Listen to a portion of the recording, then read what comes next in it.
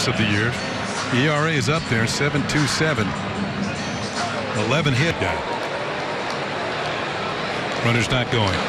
Pitches in there for call, strike 3. Espinosa had 2-2 pitch on the way, and it's hit in the air to left field. Gardner coming on will make the catch for out number 2. That ball hung up. I just saw that shot of Larry Rothschild, the pitching.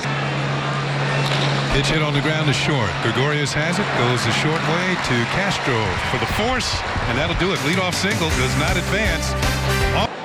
They tied it at 1. Pitch is hit high in the air to right field. Going back is Hicks. He's onto the warning track.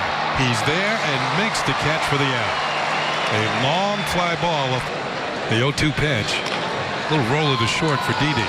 Plenty of time, and he throws out Pujols for out number 2. So after the game, he tried it again, and it's in there for call, strike 3. So Gallegos has a quick inning. 1, 2, 3, go the 8.